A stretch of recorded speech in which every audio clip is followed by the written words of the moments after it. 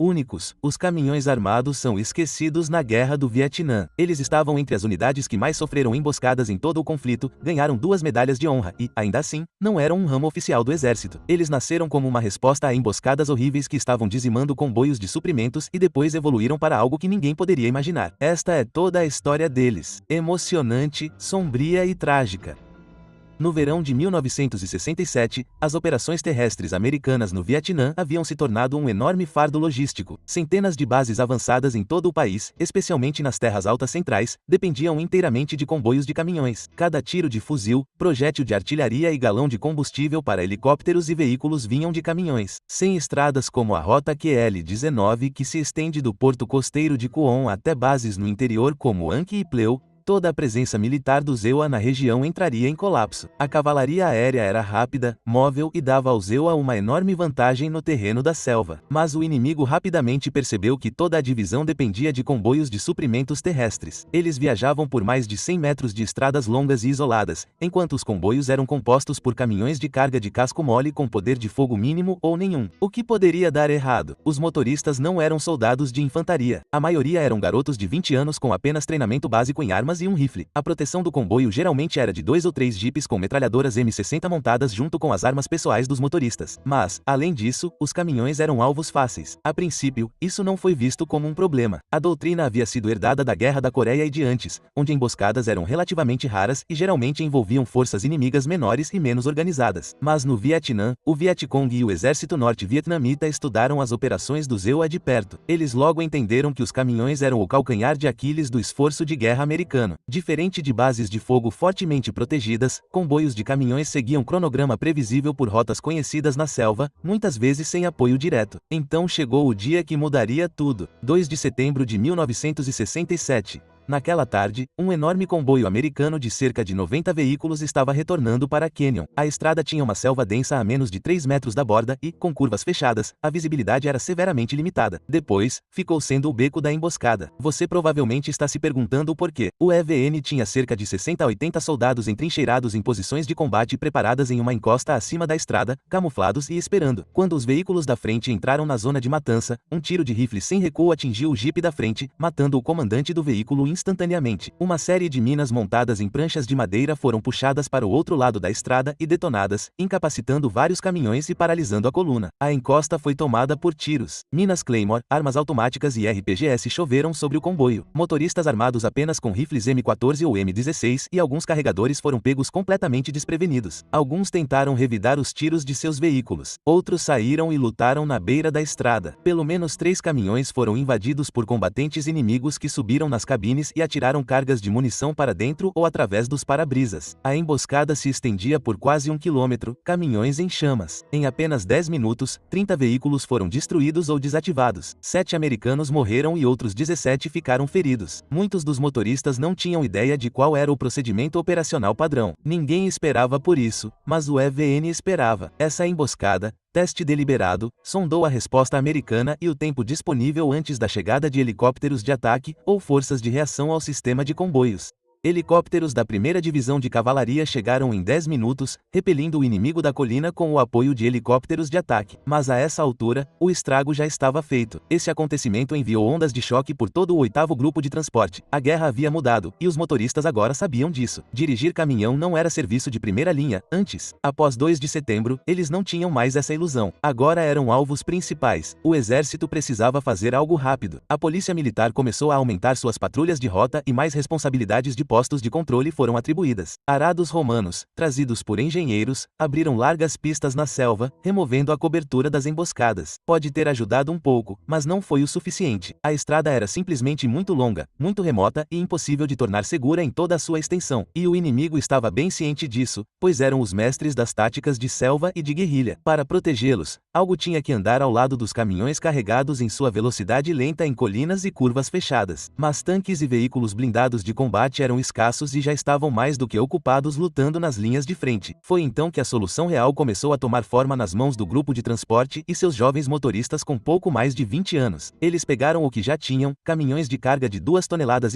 e tentaram transformá-los em uma unidade de combate móvel. O local foi protegido com sacos de areia e caixas de madeira, encontraram e adicionaram 1 ou 2 metralhadoras. Tentaram escoltar o comboio com elas. Mas então veio a primeira chuva. Os sacos de areia absorviam água como esponjas, ficavam pesados e sobrecarregavam os caminhões, rachavam a suspensão e os superaqueciam. Foi quando começou a mudança para o aço. Mecânicos e engenheiros em campo começaram a cortar blindagem de veículos destruídos, embarcações de desembarque abandonadas ou helicópteros abatidos. Não era uniforme de forma alguma, mas eles usavam o que conseguiam encontrar, geralmente pegando emprestado taticamente, outra forma de dizer aço. Mas quando a vida de alguém depende disso, tudo se justifica. Chapas cortadas e soldadas criaram uma caixa blindada nas carrocerias e laterais. Sacos de areia, tábuas ou borracha foram adicionados ao piso para fornecer alguma proteção contra minas, que eram uma grande ameaça. A caçamba de carga recebeu painéis de aço ao redor do perímetro para proteger os artilheiros de tiros de armas pequenas e estilhaços. A cabine também era blindada ao máximo possível, assim como o motor, os tanques de combustível e os componentes vitais. Se o caminhão parasse na zona de morte, eles estariam mortos. Muito em breve, cada caminhão armado se tornaria uma criação única, dependendo do material disponível e de quem estava fazendo o trabalho. Ele ganhou um apelido criativo pintado, bem como um acabamento preto para torná-lo mais intimidador. O armamento inicial era apenas 1 ou 2 metralhadoras M60, mas logo surgiram metralhadoras pesadas Browning M2 calibre 50 como opção preferida. No entanto, isso era apenas o começo. Os caminhões agora estavam prontos para serem testados, e as equipes não sabiam exatamente o que esperar, mas nem podiam sonhar que ganhariam as mais altas condecorações militares com eles. Eles eram sua única proteção real contra emboscadas que agora saíam do controle. Eles não tiveram que esperar muito para vê-lo em combate. Muito em breve, em 1967, um comboio foi alvo de fogo pesado de armas automáticas e granadas. Na retaguarda, estava o caminhão de armas, que imediatamente abriu fogo com suas metralhadoras e avançou para proteger os caminhões de carga. Ele recebeu alguns tiros, mas o inimigo foi repelido por sua ação agressiva. Então, agora os caminhões de armas estavam se expandindo rapidamente. As equipes começaram a experimentar blindagens espaçadas para conter cargas em formato de RPG e projéteis perfurantes. Com o tempo, teriam placas de blindagem pré-cortadas padrão, dispensando a busca em depósitos de sucata. Em pouco tempo, caminhões de 2,5 toneladas foram substituídos pelos M54 de 5 toneladas. Eles podiam transportar mais blindagem e armas sem superaquecer em colinas íngremes e se tornaram a plataforma preferida. Eles até tentaram modificar os caminhões basculantes M51, mas a modificação mais radical foi definitivamente carregar um veículo blindado de transporte de pessoal M113 em uma caçamba de carga. Eles pegavam veículos blindados danificados e destruídos, retiravam deles esteiras, motores e tudo mais, exceto blindagem e suportes para armas, e os carregavam em caminhões usando sua estrutura blindada como caixa de armas. Desequilibrado, o caminhão estava sobrecarregado pelo peso de cima, mas funcionava. Algumas unidades o montavam virado para frente e outras virado para trás, dependendo de como queriam que o caminhão ficasse equilibrado. O armamento também evoluiu. Os caminhões agora tinham vários M60 cobrindo cada ângulo e 2 ou até 4,50.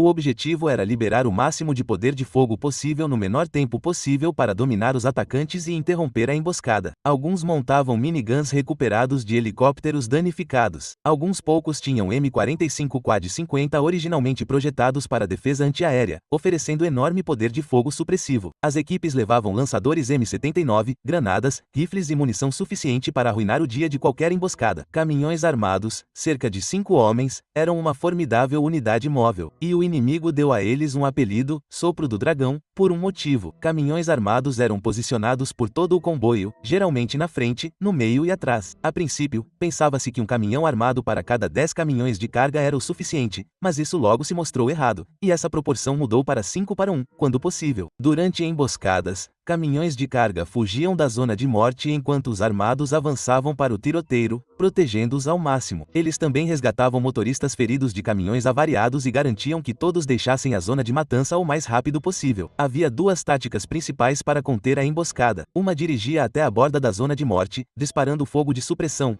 mas, geralmente, ia direto para a zona, sobretudo se caminhões de carga fossem atingidos. A outra tática era chamada de colisão. O caminhão armado que liderava um comboio longo parava brevemente na zona de matança e abria fogo até que o segundo caminhão chegasse e tomasse seu lugar. O primeiro caminhão armado podia então continuar com o resto do comboio, para que ninguém ficasse sem proteção. Cada equipe elaborou as melhores táticas em conjunto para obter a máxima eficácia. Agora, vamos dar uma olhada no que algumas das equipes de caminhões fizeram para ganhar a mais alta honraria militar. 23 de fevereiro de 1967, 1971, a emboscada de Brutus e a passagem a um caminhão armado de 5 toneladas, Brutus, estava perto da frente do comboio, navegando pelo trecho da estrada conhecido como ponto de emboscadas. Quando o comboio chegou à curva acentuada, o fogo inimigo irrompeu da encosta. Brutus estava entre 6 caminhões-tanque e imediatamente revidou. 2 caminhões-tanque pegaram fogo, mas Brutus manteve sua posição enquanto outros caminhões armados correram para ajudar. Brutus foi então atingido por um foguete, matando o tripulante Callison e ferindo outros 2. Mas Brutus permaneceu na luta. Para piorar as coisas, sua metralhadora travou. No entanto, logo veio um cessar-fogo temporário e as coisas ficaram completamente silenciosas por um breve momento. Foi quando um esquadrão de tropas do EVN saltou da selva e atacou Brutus. Um inimigo atirou uma granada na caixa de armas aberta. O especialista 4 Larry Dahl viu isso,